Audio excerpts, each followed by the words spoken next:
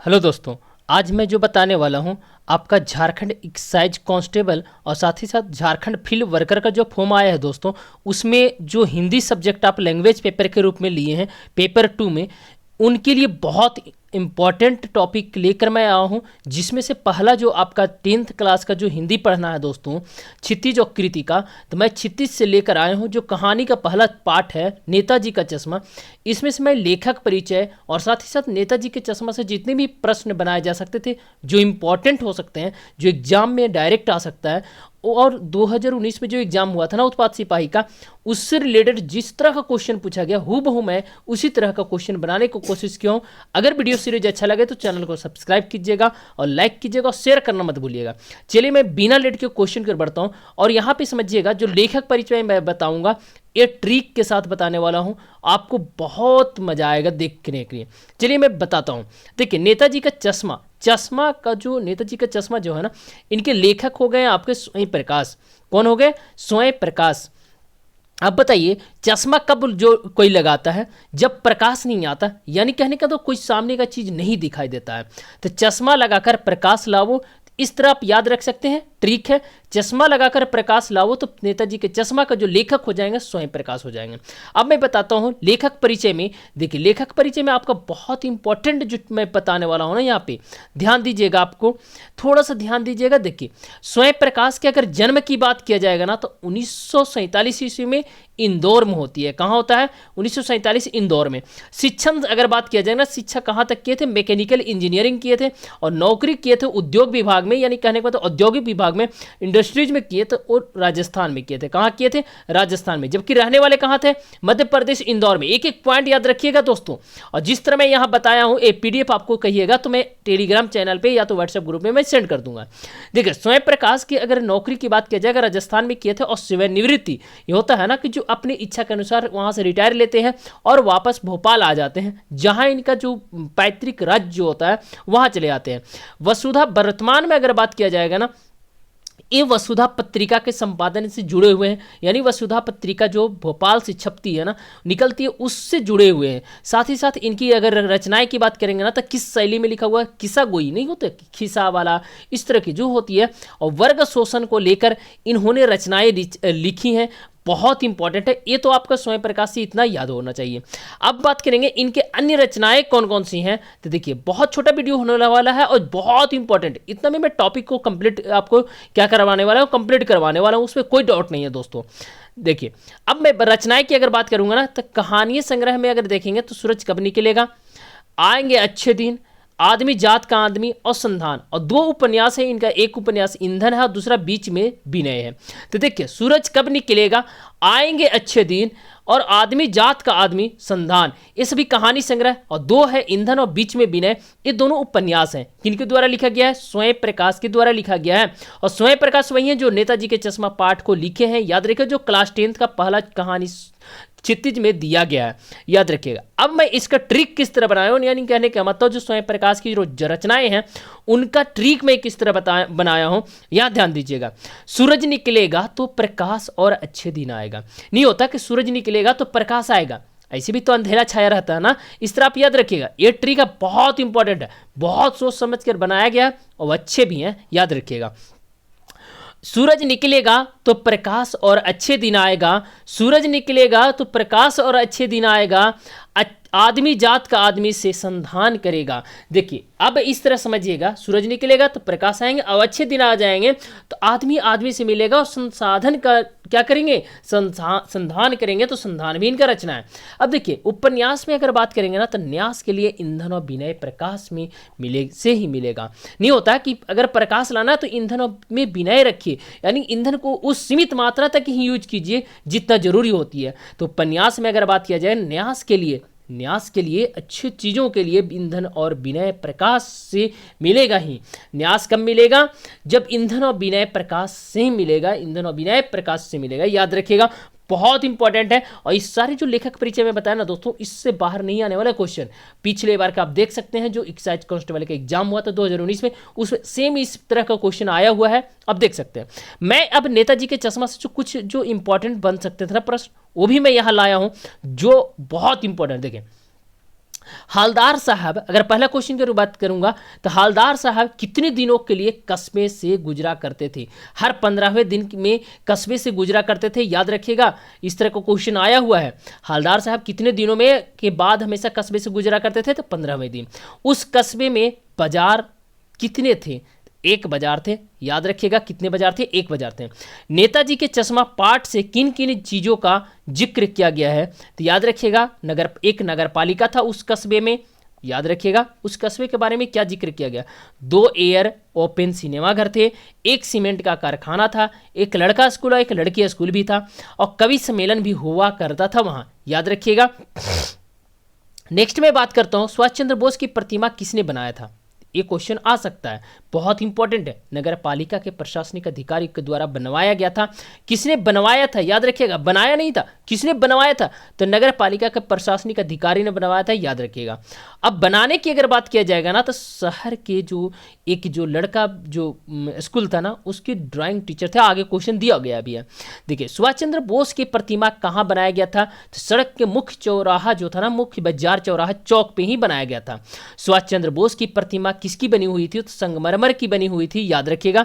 नेताजी के चश्मा की कहानी किस पर आधारित है? तो प्रतिमा और नेताजी के प्रतिमा की चश्मा पर आधारित है, याद रखिएगा, नेताजी पर आधारित नहीं, नेताजी के प्रतिमा कि चश्मा पर आधारित था, याद रखिएगा, बहुत इंपॉर्टेंट है।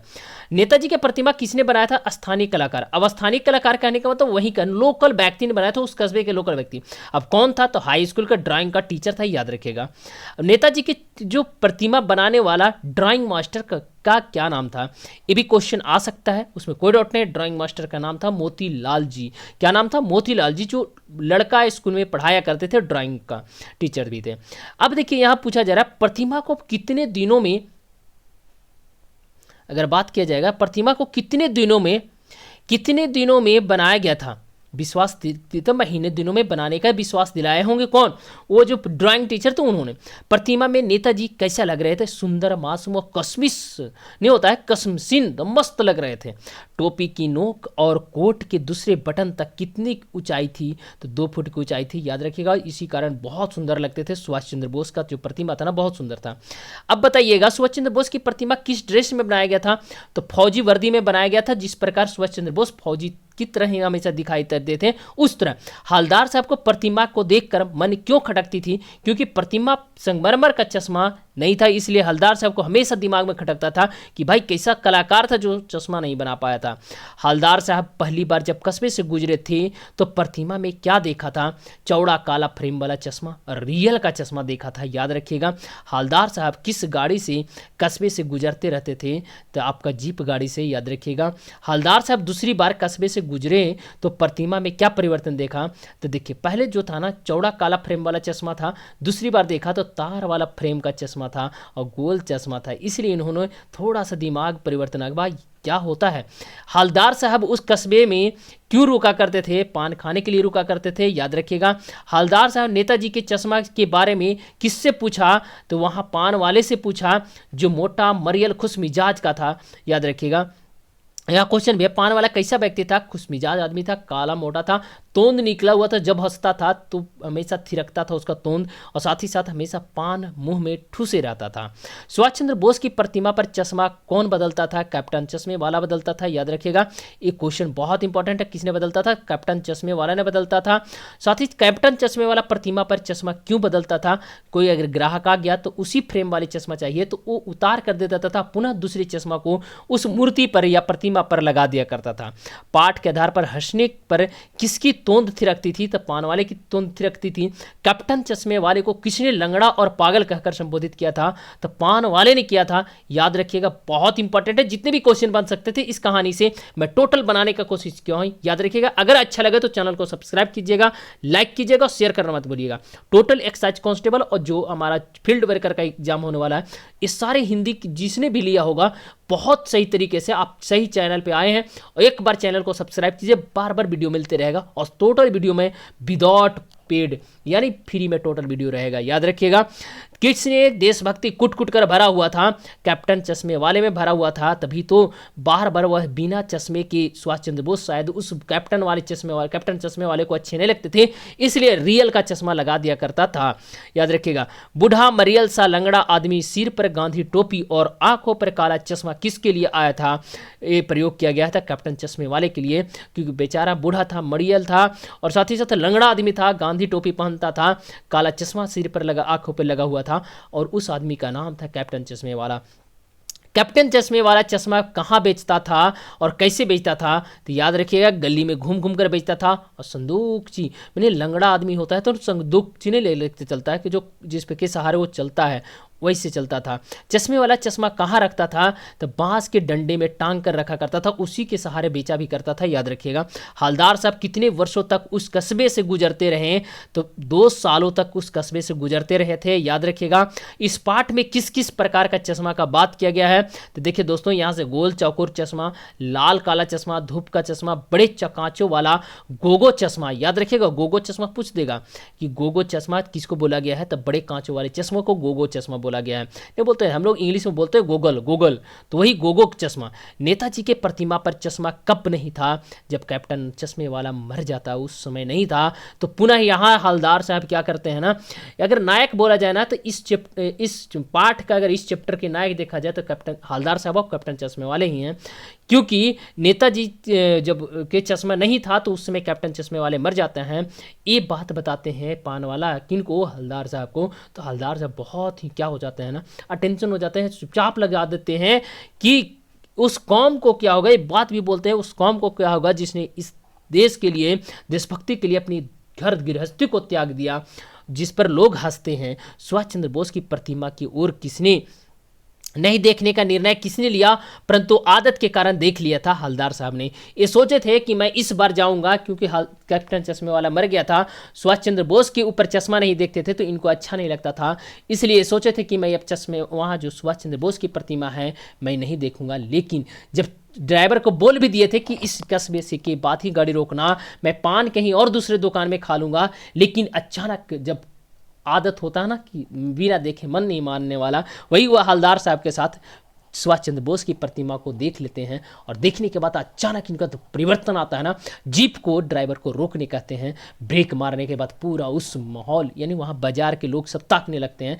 क्योंकि अचानक ब्रेक मारते हैं इसी कारण, क्योंकि वहाँ जो उस चश्मा था ना दोस्तों, बहुत ही खतरनाक, यानी बच्चे जिस तरह सरकंडे, यानी जो नहीं होता दूब घास, उस तरह के घास के जो बच्चे चश्मे बनाते हैं ना, वो चश्मा कहाँ लगाया गया था, सुभाष चंद्र बोस की प्रतिमा पर लगाया गया था। ये दिखलाता है कि उस कस्बे के लोग कितना देशभक्ति थे, किस तरह अपने सुभाष चंद्र बोस के बिना चश्मे को क्या अच्छा महसूस नहीं करते थे। इसीलिए हमेशा देखिए लास्ट में सरकंडे का चश्मा, कैप्टन चश्मे वाला मरने के बाद भी वहाँ के बच्चे या जो भी लगाया होगा सरकंडे का चश्मा लगा दिया, ताकि सुभाष चंद्र बोस को अच्छा महसूस हो। याद रखिएगा दोस्तों, इस चैप्टर से इतना क्वेश्चन बनाए जा सकते थे, 34 क्वेश्चन में लाने का कोशिश किया हूँ। बहुत अच्छा क्वेश्चन है। चैनल को सब्सक्राइब कीजिएगा, लाइक कीजिएगा, शेयर करना मत भूलिएगा।